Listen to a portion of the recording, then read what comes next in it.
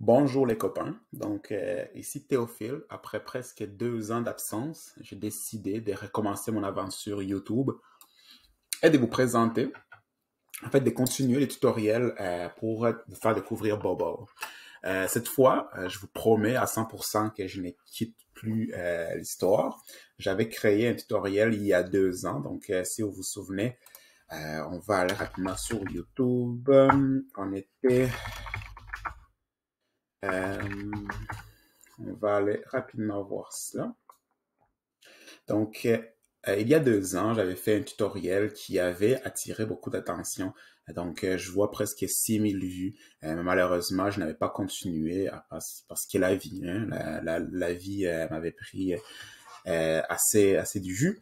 J'avais mis de côté ces projets. Mais maintenant, j'ai décidé de revenir en force et je vais vraiment produire plusieurs tutoriels pour vous aider à découvrir Bubble ainsi que d'autres outils no-code parce que je vois votre intérêt et j'ai envie de continuer à travailler là-dessus.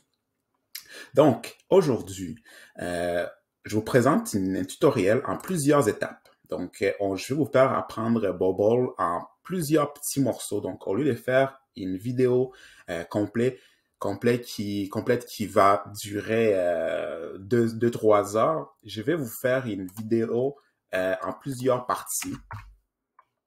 Une vidéo où on va explorer différentes facettes importantes de la création d'une application avec Bubble. Parfait. Et la thématique que j'ai choisie est de créer une application, un clone de Twitter. Pourquoi créer un clone de Twitter? Comme vous le savez récemment, Twitter a été racheté par Elon Musk. Elle traverse une période, si on veut dire, quelque peu controversée. Et j'imagine que vous êtes parmi les gens qui voudraient peut-être créer un clone ou encore la prochaine application à succès pour compétitionner à Twitter. Donc, je me suis dit que c'était peut-être la super technique pour que travailler avec un outil no-code comme Bubble était peut-être le début de votre projet entrepreneurial pour compétitionner à un outil comme Twitter. Parfait. Donc, pour commencer, comment ce tutoriel va se diviser? C'est tout à fait simple. Voyez mon canevas actuel. On va travailler avec quelques outils. Donc, Bubble, bien sûr. Nous avons notre tutoriel je vous montrais également à travailler avec Google Sheets pour planifier votre base de données. Je vais utiliser ici le fichier Google Docs pour planifier également les différents morceaux qu'on va voir dans ce tutoriel. Donc, juste pour que pour que vous ayez une image de là où je veux aller avec ce tutoriel, c'est tout à fait simple. Donc, la première partie, donc cette vidéo, c'est vraiment une introduction. Donc, je vous montre rapidement l'idée. C'est quoi Twitter? C'est quoi les différents morceaux qu'on voit sur cette plateforme? Qu'est-ce qu'on veut également voir ainsi que les différentes fonctionnalités et les différents morceaux qui composent réellement cette plateforme. Parce qu'au premier abord, Twitter a l'air d'être un petit site web, mais c'est un outil extrêmement puissant avec plusieurs petits morceaux.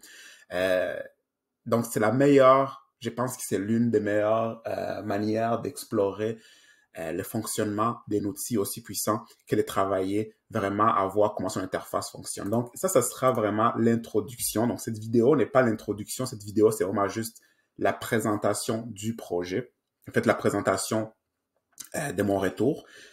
Ensuite, après avoir vu l'introduction de Twitter, donc après qu'on ait vu comment Twitter fonctionne, c'est quoi les différentes têtes, on va aller à la planification. Donc, il est important à chaque projet de planifier le fonctionnement de notre application. Il est important de comprendre les différents morceaux à la fois sous le front-end, les back-end. Donc, si vous comprenez si vous ne comprenez pas ces concepts, je vous les présenterai également. Donc, qu'est-ce que le front-end, qu'est-ce que le back-end, donc comment cela va fonctionner. Ça, c'est la planification. Ensuite, troisième épisode sera la création de la base de données. Donc, chaque application chaque application dynamique que vous trouvez en ligne roule sur une base de données spécifique. Donc, Et la création de la base de données était un art, donc il était important de comprendre les conséquences des différents choix qu'on fait lorsqu'on crée une base de données, comment ça fonctionne, comment les différentes données sont stockées. Et je vais vous introduire à ces concepts avec Bobble. Je compte faire d'autres vidéos sur la création d'une base de données, à la fois avec Bobble ou encore avec des bases de données no-code. Je pense notamment explorer Supabase, mais on va vraiment aller avec cette partie. Donc, la création d'une base de données. La quatrième partie, nous allons commencer à créer les designs. Donc, les designs front-end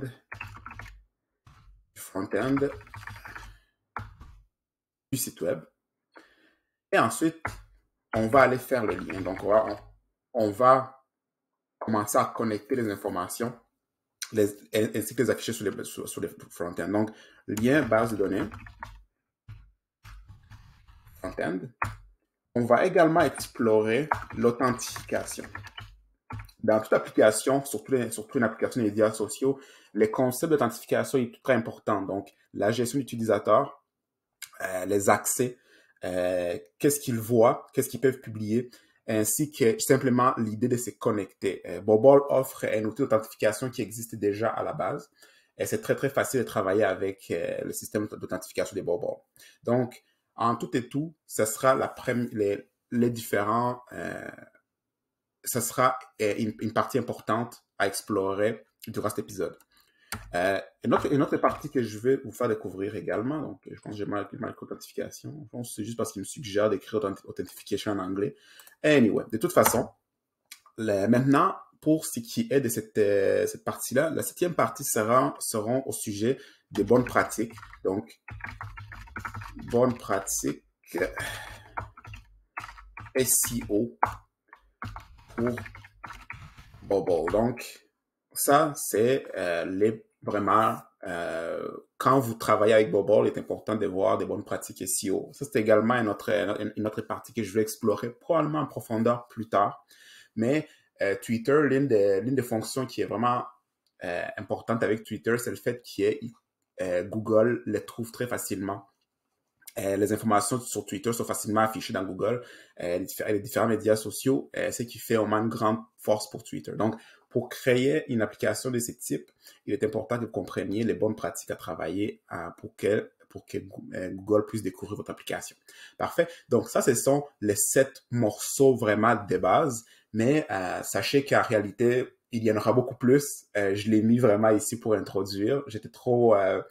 si on peut dire en bon français, trop excité de commencer des projets. Donc, je ne l'ai pas nécessairement découpé parfaitement selon ce qui va se passer. Il va sûrement y avoir d'autres épisodes qu'on va ajouter en plein milieu également. Peut-être ça va durer 12 épisodes. Je me donne vraiment la liberté de travailler avec ça et également de voir l'évolution ainsi qu'est-ce que vous pensez à ce niveau-là. Donc, ceci est le premier épisode.